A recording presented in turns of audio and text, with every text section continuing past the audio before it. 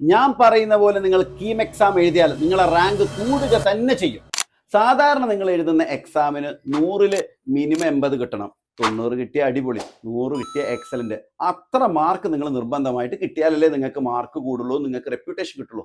എന്നാൽ ഇവിടെ റെക്കഗ്നേഷൻ കിട്ടാൻ വേണ്ടിയിട്ട് 150 ക്വസ്റ്റ്യനിൽ വെറും 50 ക്വസ്റ്റ്യൻ ചെയ്താൽ മതി.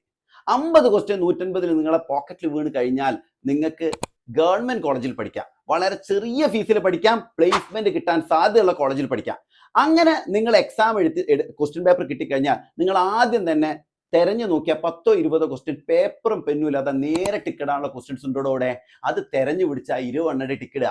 അത് കഴിഞ്ഞിട്ട് എന്ത് ചെയ്യുക, ഒന്ന് പേപ്പറും പെന്നും ഉപയോഗിച്ചാൽ മാത്രം കിട്ടുന്ന കുറച്ച് ക്വസ്റ്റ്യൻസ് ഉണ്ട്, അത് ചെയ്താൽ ഒരു 10-15 കിട്ടും. എന്നിട്ട് ടഫ് ക്വസ്റ്റ്യൻസ് ചെയ്താൽ കൂളായിട്ട് നിങ്ങൾക്ക് +1 +2 സാധാരണ രീതിയിൽ വൃത്തി പഠിച്ച കുട്ടികൾക്ക് 50 ക്വസ്റ്റ്യൻ കൂളായിട്ട് പോക്കറ്റിൽ വിട്ടാൻ പറ്റും. ഇനി അഥവാ 50 ക്വസ്റ്റ്യനിൽ കൂടുതൽ നിങ്ങൾക്ക് ചെയ്യാൻ പറ്റുകയാണെങ്കിൽ നിങ്ങളെ ദർജ കൂടാം, നിങ്ങളെ സ്റ്റാൻഡേർഡ് ലെവൽ കൂട്ടി കൊണ്ടുവരാം. നിങ്ങൾക്ക് എന്ത് ചെയ്യാൻ പറ്റും, നല്ല എഞ്ചിനീയറിംഗ് കോളേജിലേക്ക് ഉയർന്നു പോകാൻ പറ്റും. അത് ചെയ്യാൻ വേണ്ടിയിട്ട് ഒരു ടെസ്റ്റ് മാച്ചിൽ കളിക്കുന്ന ബാറ്റ്സ്മാൻ കളിക്കുന്ന പോലെ തന്നെ നിങ്ങൾ കളിക്കണം.